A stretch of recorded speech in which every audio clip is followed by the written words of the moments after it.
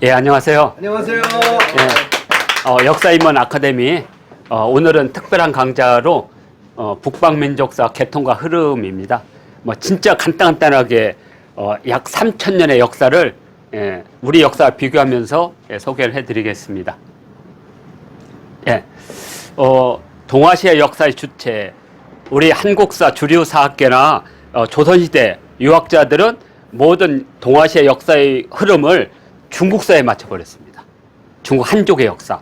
그러다 보니까 그게 특히 이제 지금의 근대 사학을 만나던 사람들이 대부분 이제 유학을 했던 사람들이거든요. 그러니까 조선시대 유교 사관의 연장선 속에 있어요. 그래서 예를 들어서 북방민족을 하게 되면 항상 뭐라고 하냐면 한나라 시대 때, 수나라 시대 때, 당나라 시대 때 이렇게 해서 우리 역사가 빠져버려요. 그러니까 우리의 시간대 속에서, 우리의 공간 속에서 북방민족사를 본 것이 아니라 중국사의 흐름 속에서 지금도 그렇게 하고 있어요. 방송이나 이게 이른바 역사학자들이 나와서 수나라 때 돌궐족이라고. 아니, 고구려 때 돌궐족이 아니라니까요. 그래서 이 부분을 시각교정이죠. 그래서 동아시아 역사의 주체, 북방민족이 만든 역사. 그래서 총 4번에 걸쳐서 제가 설명드리도록 하겠습니다. 이것은 요하 문명전을 할 때 기념비적으로 찍은 사진입니다. 그래서 이때 요하 문명전이 하면서 그날이 바로 개관일이었어요. 그래서 오전에는 못 들어갔고 오후에 드디어 한국인으로서는 처음으로 이렇게 했던 그 기념비적인. 근데 그때는 이제 여기 윤영선 박물관이 신관이 아니고 구관이었을 때, 이건 신관에서 다시 찍은 거고요. 여기 낯선 분들이 꽤 있네요. 이거 저고, 한번 상기를 시켜드린 거고요. 이것은 지금 고려 거란 전쟁을 하는데 바로 그 거란족의 태족 야율 아보기 상입니다. 많은 분들이 거란의 나라 이름을 요로하고 보고 있지만 거란은 한 번도 자신들의 나라를 거란이라고 한 적이 없습니다. 그건 이제 중국인들을 위해서 한자로 바꿀 때 요라는 이름을 썼지 그들은 끝까지 키탄이었어요. 마찬가지로 몽골도 원나라가 아니에요. 한자로 표현한 것 뿐이에요. 그들은 아흐 몽골 올로스입니다. 아흐 몽골 올로스. 만주족 똑같습니다. 아흐 만몽 올로스예요. 나중에 이제 몽골이 빠져요. 그러니까 나라 이름은 만주인 거예요. 단지 한자로 쓸 때 청이란 것 뿐이에요. 한자로. 근데 많은 사람들은 중국식으로 이해한다 이거죠. 그러니까 중국식 이해하면 안 됩니다. 자, 3,000년의 역사 흐름의 첫 번째로는 이제 고조선 시대 때입니다. 우리나라 고조선 시대 때 북방에는 훈육과 산용, 동호라는 종족 이름이 나타납니다. 물론 훈육은 부여시대 때 흉노란 이름으로 이름이 중국이 볼 때 바꾸죠. 근데 훈육이나 이런 것들은 뭐냐면 훈육은 불에 태우고 구워서 죽사발 만든다는 뜻이에요. 당하면 저쪽을 저희 묵사발 만들 놈 이런 의미입니다. 그래서 훈은 태우다, 훈제, 그리고 육은 죽이란 뜻입니다. 죽사발 그런 의미입니다. 그러니까 나쁜 이름은 중국에서는 나쁜 일이지만 우리한테는 사촌인데 제가 특별하게 어느 분이라고 지칭을 못하겠고 이 중국에서 이제 흉노를 악의 대명사로 부르게 되는 게 있어요. 그게 뭐냐면 뮬란입니다. 그 부분은 일단 흉노한테 설명해 드리고요. 그리고 그때 이제 중국은 하상조 3대 또는 춘추 전국시대가 여기에 걸쳐 있는 겁니다. 자, 그래서 자, 고조선 때 이제 훈육은 제가 흉노 때 다시 언급하기 때문에 북방에서 나타나는 첫 번째가 산융입니다. 산융은 중국이 자신들의 중심을 잡을 때 북쪽의 오랑캐를 적이라고 하는 것은 개고기 구워 먹는 놈이란 뜻이고요. 또는 개와 함께 잔다는 뜻입니다. 추위를 이기기 위해서 개와. 그래서 적자를 쓰는 거고요. 그다음에 남쪽은 만이라고 부르죠. 이렇게 짐승인데 곤충이죠. 근데 이런 것들을 가지고 무늬를 여기다 얼굴에다 문신을 한다 그래서 남만이라고 불렀고 융 할 때 서융은 아마 지금 생각하는 마스크로 보고 있습니다. 융이란 말이에요. 방패. 융이 방패거든요. 마스크. 근데 실제 사천성의 삼성토에서 황금 방패들이 엄청 나왔죠. 이렇게 쓰는 거. 그래서 서융이고 동쪽은 활을 쓰거나 이렇게 줄로 이렇게 몸을 묶거나 아이를 업고 다니고 이렇게 머리에다가 이 그릇을 그게 동이거든요. 하여튼 우리가 동력동지 할 때가 뭐 나무에 이렇게 해가 걸린 것은 다 뻥. 그건 후대의 개념이고요. 원래 갑골문에서는 무엇인가 등에 뭘 짊어지고 있는 모습입니다. 그래서 무거울 중자나 이렇게 헤아릴 양자가 다 같은 글자라고 지금 보고 있습니다. 하여튼 동자가 이쪽의 사람인데 지금은 이제 활을 이렇게 메고 있는 모습으로 나타나죠. 그런데 이제 이 산용은 뭐냐면 이 융과 거의 비슷한 습성을 가지고 있다는 거죠. 얼굴을 이렇게. 그러니까 왜 그러냐면 주로 산이나 이런 데 사는 사람들은 그 바람을 막기 위해서 얼굴을 가리거든요. 가죽이나 이런 걸로. 아마 거기에서 융이란 이름을 가졌는데 주로 산을 중심으로 살았기 때문에 산융이라고 호칭하지 않았을까. 그리고 북경대에서 고조선으로 박사학위를 받은 북한의 이지린 교수는 이 산융을 고조선의 한 부족으로 봅니다. 그러니까 고조선을 연합국가로 보고 있어요. 하나의 제국이 아니라 70여 개 이상의 소국들이 단군을 뽑고 이 소국들이 모여서 중단군을 뽑으면 중단군들이 모여서 대단군을 뽑는 이런 누충적 연합국가, 이걸 누충적 연합국가라고 하거든요. 그 가운데 서쪽 지역에 있었던 고조선 연합의 한 부족, 그러면 산융이라고 하는 부족 안에 또 여러 종족들이 있다라는 거죠. 거기에는 이제 뭐 고구려의 뿌리가 되는 양맥이라든지 부여라든지 흉노라든지 이런 족속들의 연합. 그러면 연합이 바뀌면 이름도 바뀐다는 거죠. 그래서 이 단재 신채호 선생께서는 조선 상고 문화에서 뭐라고 했냐면 이 산융이 가장 활발할 때 이 제나라가 그때 이제 패권을 다투게 됩니다. 이제 춘추 시대가 되면서 패권을 다투면서 그때 패권에 당신 어떤 거냐면 제후들이 모여요. 회맹이라고 하죠. 그래서 회맹을 해서 거기서 제후들의 우두머리를 뽑아요. 그걸 후백이라고 부릅니다. 후백. 그래서 우리가 백중숙해서 백이 이제 우두머리 뜻을 갖게 되는 건데 그 후백의 첫 번째, 그래서 춘추시대는 5명의 후백이 있었어요. 역사적으로. 그래서 그것을 춘추오패라고 불렀는데 그 춘추오패의 첫 번째가 바로 제나라 환공입니다. 그 제나라 환공의 참모가 이른바 관포지교의 관중이죠. 그때 관중이 회명의 맹주가 될 수 있었던 자기 주군, 그게 바로 산융과 제나라의 전쟁이었어요. 그래서 그때 이제 회명의 목적은 뭐냐면 천자를 모시고 있는 주나라 천자를 임명하면서 그들을 받든다. 그래서 다른 말로는 존주론이라고 불러요. 조선시대 때 소중화 이론이 바로 존주론입니다. 그래서 주나라 왕실은 두 가지 권력을 가져요. 하나는 뭐냐면 군사를 징발할 수 있는 힘, 하나는 제사를 주관할 수 있는 힘. 그래서 징발을 하면 각 군대에 사마가 있어요. 사마가 요즘 말하면 국방부 장관이거든요. 그러면 이제 그 대사마 가운데 왕이 징발을 해요. 명목상으로는 내가 징발하지만 항상 도끼는 누구한테 받아야 돼요? 주나라 천자한테 받는 거예요. 그러면 주나라 천자가 거기다 대자를 붙여줘요. 그러니까 사마의 연합의 우두머리, 대사마라고 부릅니다. 대사마. 사마씨가 그런 계통이에요. 그래서 그때 예전에는 병권을 가진 사람들이 하늘의 천문과 지리 이걸 보고 전쟁을 했죠. 우리 동방에서는 그것을 박사라고 불렀습니다. 이렇게 그 부분도 제가 잠깐 설명드리겠습니다. 그래서 산융은 고조선 중기 때 요서 지역의 패자였고 제나라와의 전쟁에서 패하면서 단재 신채호 선생은 우리 고조선이 중국의 동방에서 힘이 약해지면서 이쪽에 있었던 동방의 연합이 북쪽으로 가고 남쪽으로 간 동이족들은 묘족, 장족, 백족과 같은 종족이 됐고 북쪽으로 온 사람들은 이제 그들이 이제 결국에는 이제 부여, 고구려 이게 됐다. 그래서 중국 동부 지역에서 동이족이 쇠퇴하게 되는 결정적 계기는 관중에. 근데 그게 서론에 나와요. 서론에. 그래서 그때 여기까지 영토를 넓힌 제나라는 저 멀리 강이 하나가 흐르니까 그 강을 멀다, 요요하다 그래서 요하라고 불렀다. 그게 이제 이 서론에 나오는 겁니다. 요하의 시작이에요. 그러니까 그때 요하는 여기가 요서고 요동인데 요서라는 개념은 없어요. 왜? 제나라 땅이니까 요서라는 개념은 없어요. 단지 요동만 있었어요. 근데 이제 중국의 영토가 넓어지면서 요가 어떻게 되겠어요? 점점 이쪽으로 가죠. 그러면서 이제 요동과 요서라는 개념이 생겨요. 그러니까 처음에는 요서만 있는 거예요. 요서만. 그러다가 요동이 탄생하게 됩니다. 죄송합니다. 요동만 있고, 예, 요서는 없었는데 이제 요서가 생기는 거죠. 그래서 우리가 지금 요서 요동이 생긴 겁니다. 후대의 이야기입니다. 자, 그래서 산융. 그래서 산융의 이제 문화는 이러한 뭐 이렇게 개구리 이렇게 해가지고 나온 거, 뱀, 이렇게 개구리와 뱀 이렇게 나온 것은 우리 신라에서도 나타나죠. 바로 신라가 여기서 나왔으니까. 신라의 뿌리가 산융, 동호, 흉노 연맹에서 온 걸로 보고 있어요. 그러니까 부역의 신라인들이죠. 그러니까 산융에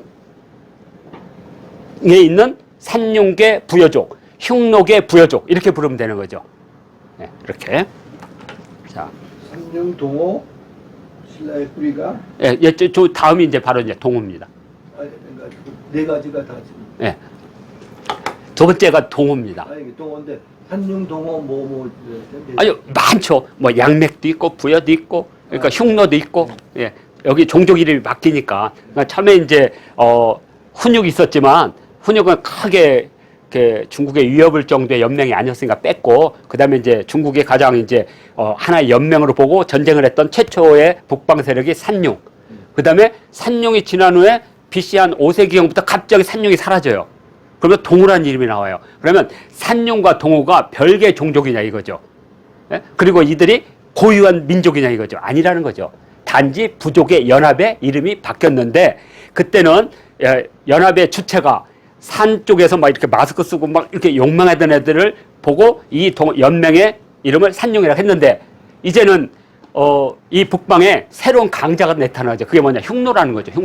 흉노가. 그러니까 이제 중국에서는 이제 산융 연맹이 깨졌기 때문에 여기는 좀 이제 그 적대적 대상 순위에서 2순위로 빠진 거죠. 그런데 1순위가 되니까 흉노를 호라고 불렀는데, 지금 호라는 뜻은 여러 가지가 있습니다. 왜냐하면 이 고자라는 게 오래라는 뜻을 갖고 있고, 월이라는 게 고기라는 뜻을 갖고 있어요. 여기서는 이제 달이라고 하는데, 실제로는 고기를 오래 보관하면서 그 냄새나는 고기를 먹는 종족. 그러니까 우리가 말하는 육포나 이런 것들 있죠. 이런 것들을 이렇게 보관하고 먹는 풍습에서 호라고 부르지 않았을까, 이렇게 추기도 합니다. 뭐 정확하게는 어떤 뜻인지 몰라요. 이렇게 호라는 말 속에는 이렇게 저장했다는 뜻을 갖고 있어요. 그래서 여기다가 물숫자를 쓰면 뭐가 되죠? 호수가 되잖아요. 예, 이렇게. 예? 그 다음에 여기다가 풀초자를 쓰면 호로박이 되잖아요. 이렇게 뭔가 이렇게 저장하고 이렇게 했다. 그러니까 이건 이제 가설이니까요. 아직도 호가 어디서 왔는지를 모릅니다. 호가. 하여튼 근데 이걸 호라고 불렀으니까 북호라고도 부르고, 호의 동쪽에 있는 어떤 연맹 세력, 동호. 그래서 이지린도 산융과 동호를 고조선의 한 연맹으로 보는 겁니다. 고조선의 연맹. 근데 동호는 전통적 강자잖아요. 근데 새로운 강자가 등장한 거예요. 흉노라는 강자가. 그러니까 얼마나 이 애들이 안 입고겠어요. 그래서 흉노가 아직 크지 않을 때 이제 막 생겼거든요. 그래서 흉노의 이제 대장이 어떤 거냐면, 우리가 이제 이렇게 북방 민족을 보면 크게 영웅이 세 개가 있어요. 천지인으로 나누는데, 하늘에서 이 뜻을 받은 사람은 뭐냐면 모두루라고 합니다. 모두루. 예? 그래서 우리말로는 듀무로, 모두루가 아니라 죄송해요. 듀무로, 활을 잘 쏘는 영웅. 그 다음에 두 번째는 바투로. 그러니까 씨름을 잘하는 사람. 세 번째로는 짠트가루, 영리한 사람. 예, 바로 이성계가 짠트가루였죠. 그래서 예전에 드라마 정도전에서 그 아들 그 이방원이가 아버지를 짠트가루라고 했는데, 이인님한테 무릎을 꿇는 걸 보고 그런 말 하죠. 아버지는 이제 나의 짠트가루가 아니라고. 예. 그래서 드무로, 바트로, 짠트가루. 이렇게, 이것도 이렇게 좋습니다. 왜? 바로 몽골의 수도 이름이 붉은 영웅의 땅. 그러니까 붉으니까 뭐예요? 울란이죠? 울긋불긋할 우리말입니다. 울란. 그 다음에 영웅이니까 빠뚜로. 그 다음에 땅이니까 뚜루. 그래서 울란, 빠뚜, 뚜로. 이걸 줄이면 울란 빠뚜로가 됩니다. 이렇게 빠뚜로. 예. 그래서 이제 뒤에 있는 뚜루, 따는 땅이란 뜻. 양달, 음달, 뭐 파키스탄, 우즈베키스탄 이런 것들. 이것들이 전부 다 땅입니다. 그리고 거란의 실제 이름이 키탄. 그래서 키는 크다는, 크신이란 뜻이고요. 탄은 땅이란 뜻입니다. 그러니까 위대한 땅이란 뜻이에요. 거란이란 말이. 근데 그게 이제 우리 발음으로는 거란이 된 거죠. 근데 원래는 키탄이라고 해야 된다는 거죠. 고려 키탄 전쟁. 이렇게 하지 정확하다. 이렇게. 그래서 제가 이제 유튜브에서 그걸 했더니 우리 이익조 선생님도 그렇게 보시더라고요. 생각이 비슷한 것 같아요. 그래서 동호는 흉노의 동쪽에 있는데 여기 보게 되면 동호는 흉노와 전쟁을 하게 됩니다. 그리고 거란의 선조로 받아들이고 있어요. 나중에 동호가 이제 흉노와 전쟁에서 졌어요. 그래서 동호가 이제 깨졌을 거 아니에요, 연합이? 그러면서 일부 세력 중에 와서 그 세력이 이제 신라의 부역에가 되고 북쪽으로 올라간 민족이 이제 오한과 선비족이 되는 거죠. 오한과 선비족. 그래서 동호는 북방민족의 역사에서 무지 중요한 위치를 차지하는 거죠. 그런데 이 동호는 흉노에게 이런 걸 제안을 하게 됩니다. 있나? 자, 뭐냐? 너희 나라 땅에 천리마가 있다는데 그 천리마를 달라. 그러니까 동호와 흉노는 전쟁을 예방해서 이 천리의 땅을 공지로 놔뒀는데 흉노가 우호 친선의 관계로 천리마를 줍니다. 천리마를 준다는 건 어떤 의미를 갖고 있냐면 우리가 말하는 미사일 설계도를 주는 거와 똑같은 거예요. 지금 말하면. 또는 군함의 설계도를. 천리마를 준다는 건 천리마를 새끼 쳐가지고 천리마를 한 마리 주는 게 아니죠. 줄 때는 뭐 100마리, 1000마리를 주니까. 그러면 그걸 가지고 혼혈을 해서 예전에 한무제가 그런 방식으로 해서 저쪽 서월, 월지에서 천리마, 한열마라고 부르는 천리마를 가지고 결국 흉노를 깨트리는 거거든요. 그러니까 천리마를 줘요. 근데 이번에 동호가 또 두 번째 요구를 합니다. 너의 아씨가, 근데 재밌잖아요. 아씨, 우리말이잖아요. 부인을 아씨라고 부르잖아요. 그러니까 너의 아씨가 이쁘다고 하는데 달라. 그랬더니 또 두 나라의 친선을 위해서 자기 부인을 줘요. 예? 자, 근데 세 번째는 이제 너희와 우리 땅에 충돌을 방지하기 위해 나온 이 천리의 공지를 우리가 차지하겠다니 그때 흉노의 묵특, 바투르라고 하는 그 묵특이 그런 말을 합니다. 국토는, 영토는 나라의 근본인데 어찌 줄 수 있느냐 해서 바로 동호를 칩니다. 그래서 이때 동호가 천리 땅을 뺏기고 연맹이 해체되는 거죠. 그러면서 역사에서 이제 동호가 사라지고 이제 흉노가 역사의 전면에 등장하게 됩니다. 그러니까 지금 산융, 동호, 그리고 이제 흉노의 등장 이렇게. 자, 그러면 흉노는 뭐냐? 이건 이제 고조선 후기니까 이제 부여가 되겠죠. 부여. 근데 우리나라는 부여가 없어요. 우리 주류사학계에서는. 그럼 뭐냐? 위만이 들어가 있죠. 여기에 위만이. 위만이. 그래서 저는 위만 정통론자가 아니고 부여 정통론자입니다. 그러니까 고조선의 정치적 정통성이 부여로 건너갔고 그때 부여는 철기 문명을 만들면서 북방의 주류가 되고 왜냐하면 부여를 우리가 전제하지 않으면 고구려 백제 신라 가야가 나올 수가 없어요. 왜냐하면 고구려 백제 신라 가야는 낭랑이나 이어서 온 게 아니거든요. 부여에서 왔거든요. 그래서 부여 정통론인데 그 부여는 이제 고조선의 북쪽에 있었잖아요. 대체적으로 위치적으로 볼 때. 그러니까 고조선 연합의 북쪽에. 그러다 보니까 고조선의 중심지는 이제 중국하고 전쟁 중에 이제 일본을 뺏기고 일본은 이제 소국으로 갈라졌겠죠. 그러면서 그때 고조선의 상당 부분을 차지한 것이 이제 기씨의 후손인 준이라고 본 거죠. 그 준을 몰아내고 위만이 오니까 우리 북방, 그러니까 민족사학계에서는 위만을 정통으로 본 게 아니라 서쪽 땅을 강제 점령한 도적대라고 본 거죠. 위만을. 왜냐하면 위만은 연나라 땅의 노관의 부장이었어요. 노관 어떤 사람이냐? 노관은 이 노관이라는 사람은 한고조 유방과 같은 마을에서 같은 날 태어난 사람이에요. 그래서 그러면 두 사람이 똑같이 황제가 될 수 있잖아요. 근데 유방이 황제가 됐어요. 근데 유방이 거럼벙이로 해서 그 불안당을 있을 때 바로 그 항우의 그 군중으로 불러들인 사람이 노관이에요. 친구니까. 그런데 결국에는 한고조는 황제가 됐잖아요. 그러면서 노관을 이 연나라의 왕으로 임명한 거예요. 황제니까 연나라의 왕. 그런데 그 항우의 한고조 유방의 부인인 여태우가 하루는 그 공신들 잔치를 하는데 야자타임을 한 거예요. 그러니까 막 그럴 거 아니야. 야, 너 새끼가 그때 했을 때 뭐 오줌 싸고 하고 너 개망난이었는데 너가 황제 되면 새가 나도 하겠다 뭐 이렇게 될 거 아니에요? 여태우가 딱 보는 순간 어때요? 그 영포라는 친구가 그 한고조 유방의 배에다 다리를 올리고 술에 취해서 잔 거예요. 너부러져서. 그래서 황제의 권위가 무너졌군 해서 어떻게 됐어? 공신들을. 싹 죽인 거죠. 그때 이제 한신이 이제 결국에는 접시에 고기가 다 나온 거 아니에요. 그걸 뭐라 하죠? 팽이라 하잖아요. 토사구팽. 그러니까 노관이 이걸 보고 딱 있었는데 형수님이 부르네? 오라고? 노관이 어떻게 하겠어요? 갔다가는 자기도 접시에 고기가 되는데, 그래서 흉노로 도망간 거예요. 그때 부장이었던 위만은 이제 여기서 고민을 하는 거죠. 한나라로 갈 것인가? 자기 주군인 노관을 따라서 흉노로 갈 것인가? 아니면 자기 고향인.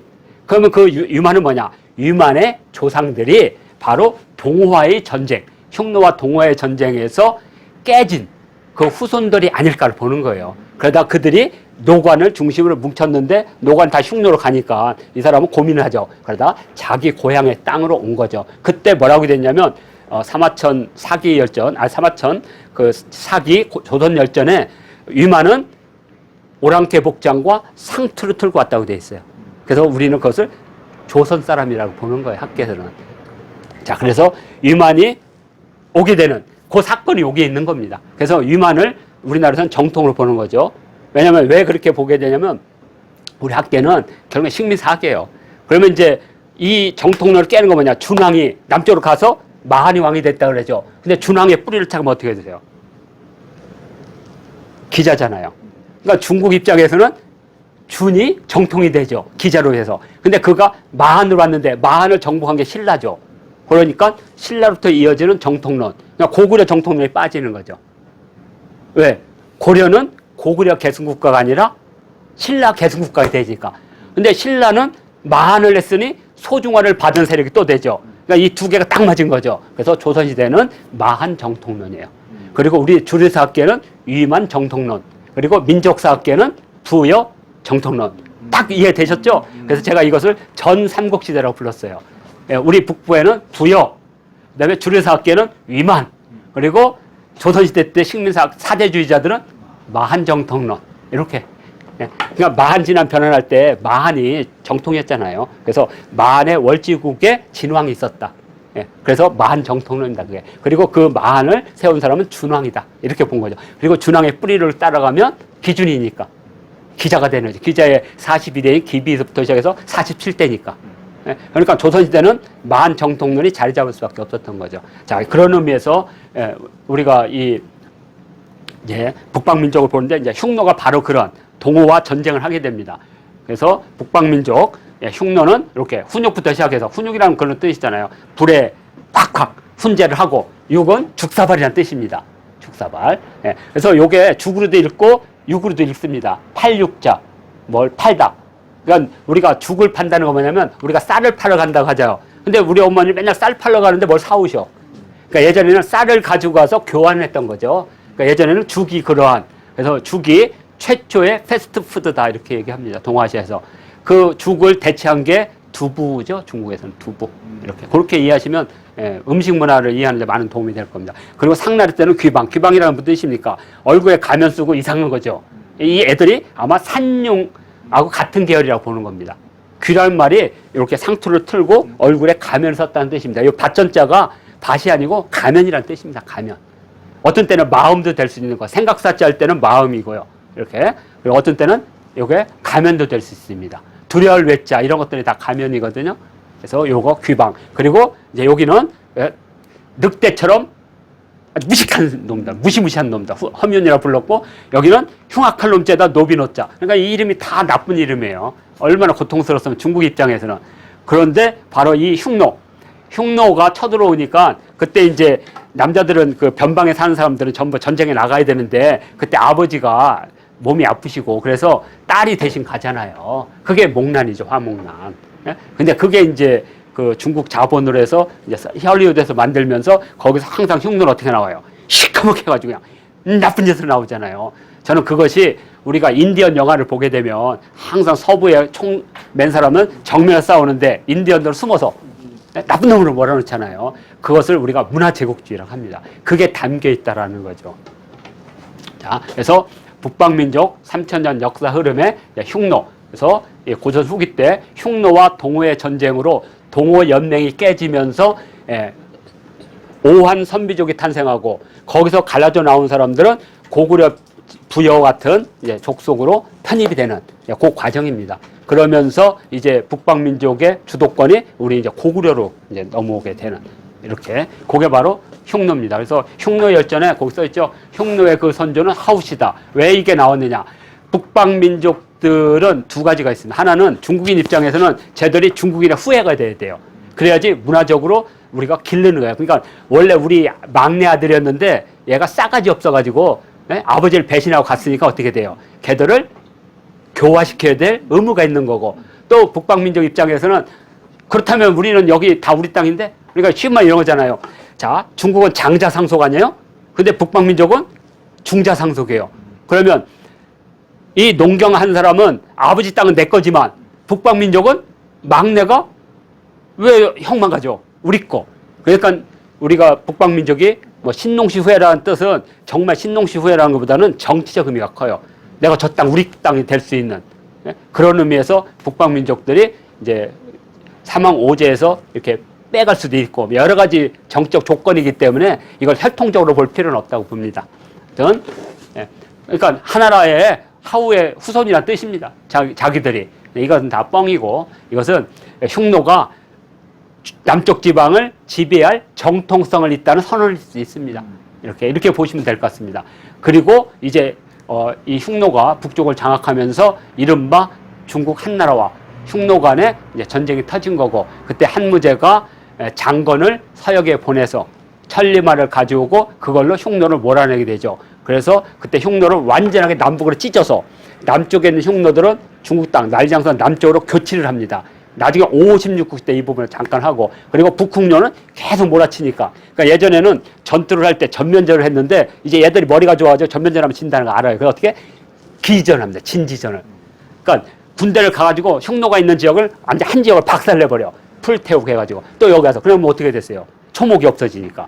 그러니까 할 수 없이 흉노는 서쪽으로 가게 되죠. 그 연쇄 반응이 이제 오늘날 중앙아시아 이쪽에 가서 이제 월지국을 세우고 그들이 이제 이른바 대승불교를 만들고 또 더 가서 헝가리까지 가서 로마를 무너뜨리게 되는 연쇄 반응이 그래서 게르만의 이동 그것도 흉노가 준 바람이죠. 그런 면에서 흉노는 서양 사람들이 볼 때 첫 번째 누런 얼굴을 한 재앙이라고 불렀어요. 한자로 황화라고 부르고요. 영어로는 옐로우 페럴이라고 불렀습니다. 그러니까 노란색을 가진 종족의 재앙, 황화.